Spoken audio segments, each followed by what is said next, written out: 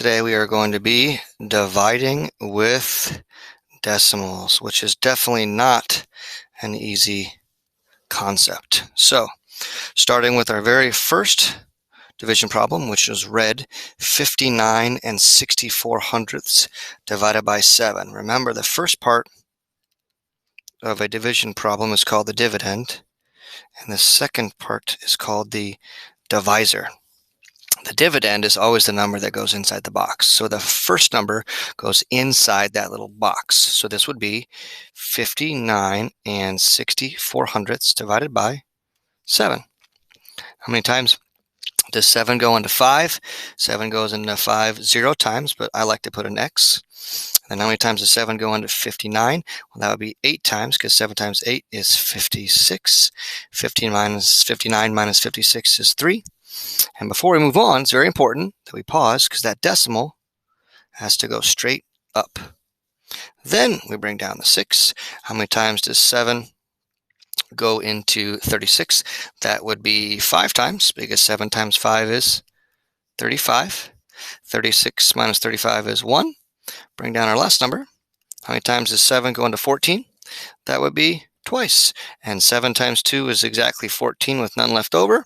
So I am saying that the answer to 59 and 64 hundredths divided by 7 is 8 and 52 hundredths. So we can always double check that using the calculator.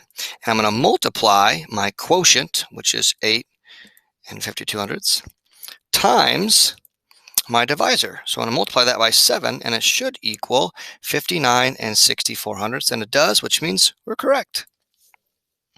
On into the second one. It's a little bit more complicated, but it's still dividing using decimals. Keep in mind, this is red, 57 and 8 tenths divided by 3 and 4 tenths, but I like to write it as a fraction, just so you can see. 57 and 8 tenths divided by 3 and 4 tenths.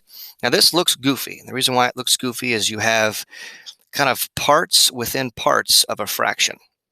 And it's a lot easier if we can make the denominator a whole number. Since you're dividing, you're splitting things into groups, right? Dividing is splitting things into groups, and it's a lot easier if you can think of these numbers as whole numbers.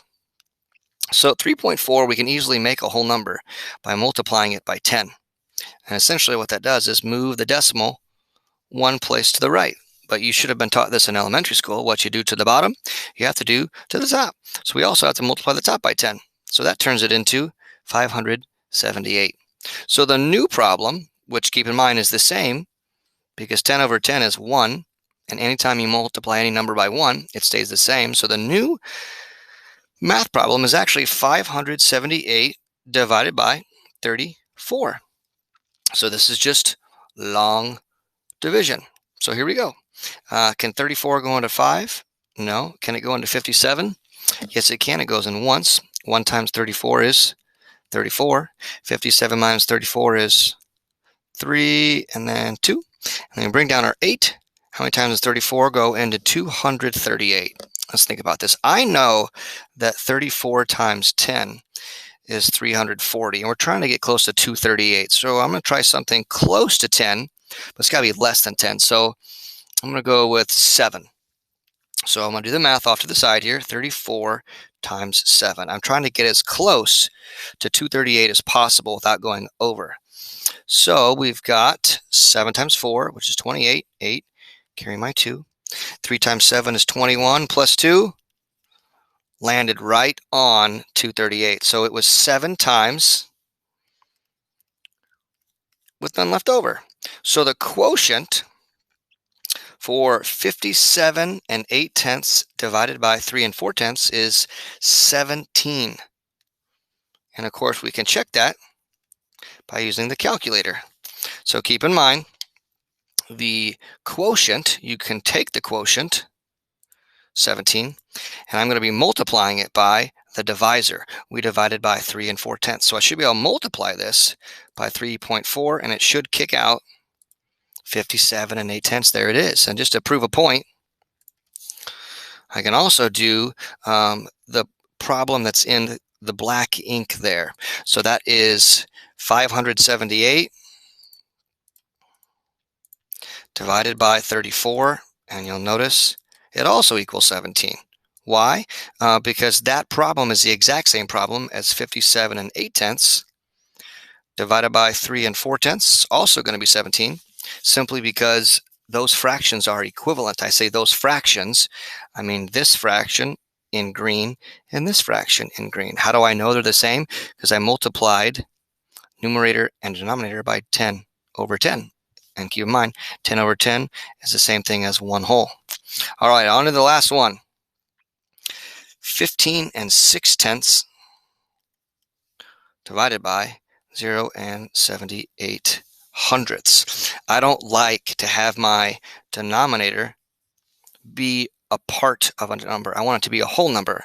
Well, in order to make it a whole number, we have to multiply it by either 10 or 100 or 1,000. Keep in mind, when you multiply by 10, the decimal moves one place to the right. When you multiply by 100, the decimal moves two places to the right. When you multiply by 1,000, guess what? Decimal moves three places to the right. Easiest way to remember that is the number of zeros you're staring at. So there's 2 zeros, so it jumps twice. 1 0 jumps once. 3 zeros jumps 3 places to the right. So here we are with 78 hundredths. I want that to jump 2 places. Well, 2 places to the right is multiplying by 100. So I have to multiply the bottom by 100. But what you do to the bottom, you have to do to the top. So we're going to end up getting 78 hundredths times 100 is, of course, 78. But then we have to multiply the top by 100 as well. So 15.6 times 100, or 15 and 6/10 times 100. Our decimal is going to jump 2 places to the right. Once, twice, and it happens to open up a 0. So it's actually 1,560 divided by 78. This is nothing but long division. Now the decimal's gone, and we're doing 1,560 divided by 78. This should be a lot easier because the decimal is now gone. So how many times does 78 go into 1? 0. How many times does it go into 15? 0. How many times does it go into 156? I'm pretty sure it's going to be twice, but I'm going to double check off to the side. 78 times 2. 8 times 2 is 16. 7 times 2 is 14, plus the 1 I carried over. Look at that. Exactly 156. So it goes in twice. 78 times 2 is 156. 156 minus 156 is 0. But now we have another number to bring down. Bring down a 0. How many times does 78 go into 0? 0 times, with none left over. So believe it or not, our final answer is 20. Our quotient is 20. And I can double check the math on the calculator. Watch how this works. I'm going to use the original problem we were given. 15 and 6/10 divided by 0 and 78 hundredths. Look at that. It equals 20. But I also want to show you the problem that I changed it into the equivalent fraction because I multiplied by 100 over 100, otherwise known as 1 whole. So 1,560 divided by 78, also 20.